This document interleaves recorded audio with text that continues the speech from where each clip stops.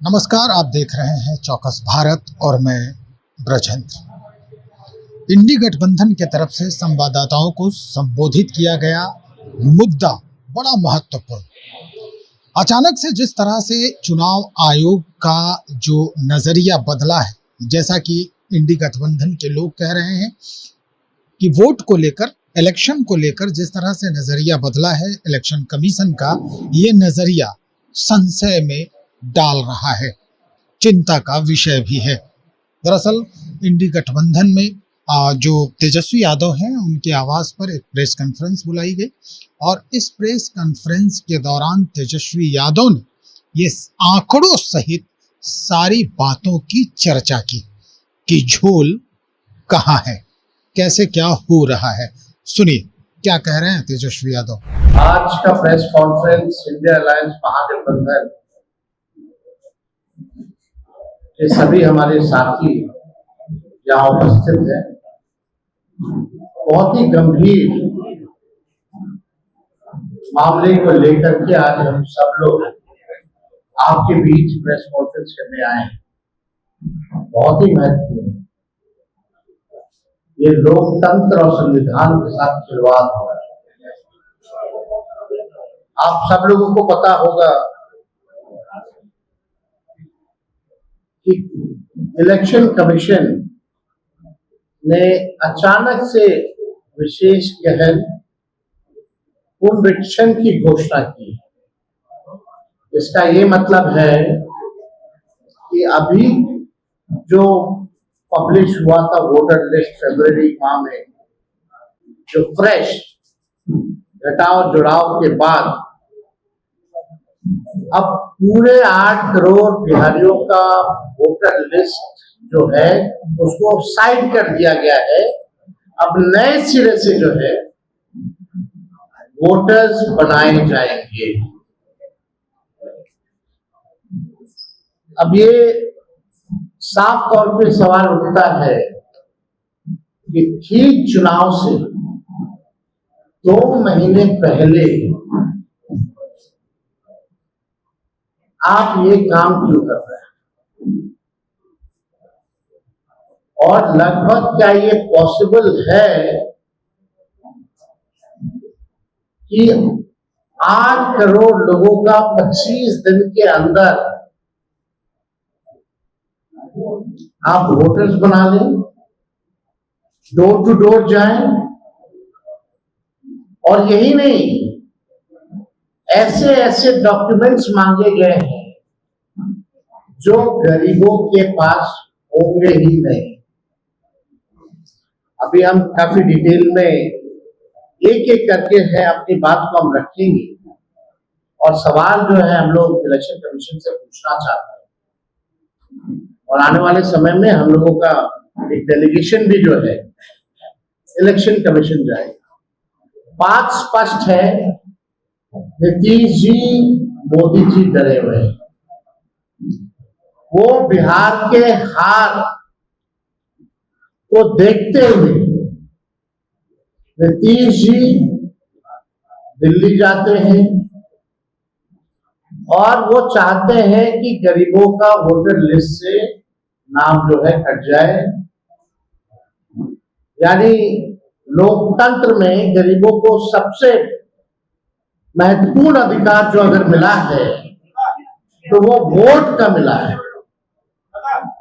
लालू जी हमेशा कहते हैं वोट का राज मतलब छोड़ का राज, और उस अधिकार को भाजपा और नीतीश जी, जो वंचित, शोषित, जो back bencher of the society जो है, जो समाज के अंतिम पैदान पे खड़ा व्यक्ति या समाज परिवार है, उसके अधिकार को ये लोग छीनना चाहते हैं। अब ये सवाल खड़ा होता है कि 22 वर्षों के बाद विशेष गहन पुनरीक्षण जैसी बड़ी एक्सरसाइज की क्या जरूरत आपको, क्या गिनती के दिनों में ये करना संभव है, जबकि विशेष गहन पुनरीक्षण में 22 वर्ष पहले जो हुआ था, 22 वर्ष पहले उसमें लगभग 2 साल लगे थे। जो अंतिम हुआ था, तो अब केवल बिहार में होगा, देश के और किसी राज्य में नहीं होगा, केवल बिहार में होगा। और क्या जो पिछले बार 2 वर्ष लगे थे, तो क्या ये पॉसिबल है कि आप 25 दिन में इसको पूरा कर लें? ये सवाल खड़ा होता है और साफ इसमें साजिश की बू आती है।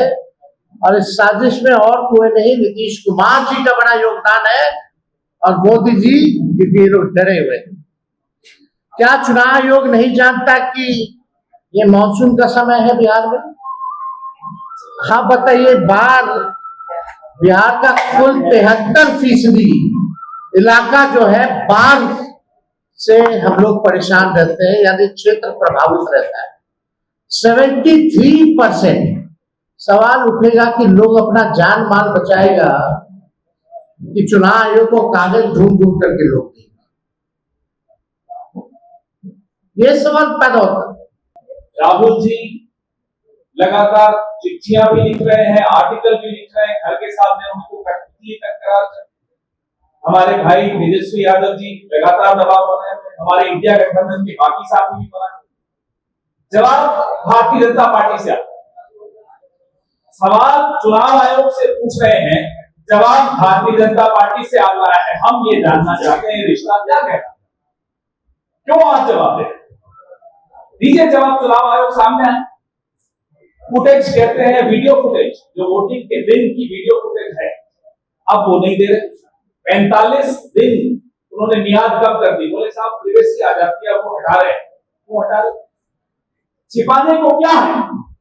अभी हम यही संघर्ष कर रहे थे कि अचानक बिहार में डाका डालने आ गया चुनाव, और डाका सिर्फ आपके वोट पर नहीं डाला जाए, ये डाका डाला जा रहा है आपके तमाम अधिकारों पर, आपके वजूद पर, आपकी पहचान पर, आपकी नागरिकता पर। जैसा कि तेजस्वी जी ने कहा कि धीरे धीरे फिर सरकारी स्कीम से आप पार हो जाएंगे। आपका वजूद खत्म करने का ये एक साजिश रची जा रही है। हमारे सवाल बहुत, मैं विस्तृत नहीं करूंगा क्योंकि तेजस्वी जी ने सब कुछ कवर कर दिया। जो हमारी आपत्ति है वो पहली ये है कि जुलाई 1, 1987 और दिसंबर 2, 2004 के बीच में भारत में जो पैदा हुए हैं, उन्हें अपने माता या पिता का बर्थ सर्टिफिकेट, कहां पैदा हुए, कब पैदा हुए, ये क्यों देना पड़ेगा? अब तक तो नहीं था। नंबर 2, दिसंबर 2, 2004 के बाद जन्मे हुए लोग, ये आजादी के बाद पैदा हुई दूसरी पीढ़ी का है। पहली पीढ़ी को भी प्रमाण देना पड़ेगा, दूसरी पीढ़ी को भी, आजाद भारत में पैदा होने वाली दूसरी पीढ़ी से ये प्रमाण मांगा जा रहा है। जो 2 दिसंबर 2004 के बाद जन्मे हुए लोगों ने माता पिता दोनों के जन्म का प्रमाण पत्र दिया, कहां पैदा हुए, कब पैदा, दस्तावेज देने। तीसरा, दिसंबर 2, 2004 के बाद भारत में जन्मे मतदाताओं को जन्म तिथि, जन्म स्थान स्थापित करने के लिए स्वयं का प्रमाण, सेल्फ अटेस्टेड प्रमाण देना। और ये सब, जैसा कि तेजस्वी जी ने कहा कि सब 2 महीने। अब 2 महीने में ये सब कैसे मुहैया होगा? कौन कागज इकट्ठे करेगा? एक मिनट 25 आप सोचिए, कहां तो कागज इकट्ठे होंगे, कौन सा सरकार इतनी काबिल सरकार है जो ये सब इकट्ठा करके मुहैया करके और लिस्ट बना सकती है? चौथा, जुलाई 1, 1987 से पहले जन्मे लोगों को, उनको भी व्यक्तिगत प्रमाण पत्र देना पड़ेगा। यानी कि 2024 का जो लोकसभा चुनाव है, कम से कम बिहार में उसको अवैध मान लीजिए, क्योंकि आपके पास तो आंकड़े थे ही नहीं है सब। उन आंकड़ों की एब्सेंस में, उन आंकड़ों के बगैर आपने इलेक्शन कैसे कराया? तो उस इलेक्शन को पहले अवैध घोषित कीजिए, फिर हम ये सब बात करेंगे आपसे, नहीं तो क्यों करें आपकी बात को माने। 5वां, ये पूरी प्रक्रिया जैसा कि आपने कहा, घर घर जाकर, एक महीने कोसी में बाढ़ आती है, हम बड़े परेशान होकर, पीड़ा होकर देखते हैं टीवी पर कैसे लोग घुस जाते हैं, बर्बाद हो जाते हैं, कहां से वो कागज। तो ये सारे सवाल हमारे इंडिया गठबंधन के, जो तेजस्वी जी ने आपके सामने रखे, जो हम सब ने आपके सामने रखे, हमारे प्रदेश अध्यक्ष ने आपके सामने रखे। हम ये जो मास्टर स्ट्रोक जिसको आप लोग अक्सर कहते हैं मोदी जी, ये उनका एक मास्टर स्ट्रोक इसलिए है कि कोई रिपोर्ट कार्ड मांगोगे, उन्हें मालूम है कुछ नहीं आया। बिहार की जो हालत है सबको मालूम, बिहार में क्या होने वाला है वो सबको मालूम। एक सर्वे हुआ था कल, हमारे साथी भी गए थे टीवी पर डिबेट, एंकर का मुंह उधरा हुआ था, बोला क्यों मुंह उधरा? बोले सर्वे देखिए चुपचाप, टीवी शुरू होने से पहले, डिबेट शुरू होने से पहले उस सर्वे में मोदी जी और एनडीए की जो हालत है, ये सब उसी सर्वे, उसी हकीकत का नतीजा है कि चुनाव आयोग का टूल किट यहाँ सक्रिय कर दिया गया है।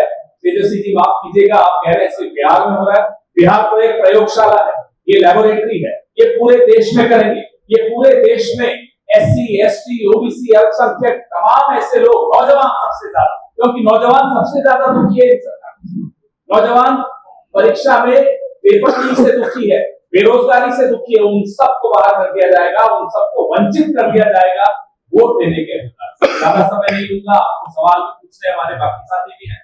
भाई 73% भाग जो है बिहार का कहा जाता है। तेजस्वी यादव ने कहा कि 73% लोग जो हैं वो बाढ़ ग्रसित क्षेत्र में फंस जाते हैं बरसात के दिनों में, और ऐसे एक महीने के अंदर इलेक्शन कमीशन जो दस्तावेज है कि आप नागरिक हैं यहाँ के, आप वोटर हैं यहाँ के, ये मांगती है, तो ये बेचारे कहाँ से उपलब्ध करेंगे। कई ऐसे तथ्य जो है उसका इन्होंने चर्चा किया, उसकी चर्चा की तेजस्वी यादव ने, और सहयोगी जो इनके साथ मंच पर थे उन्होंने भी अपनी बातों को रखा है।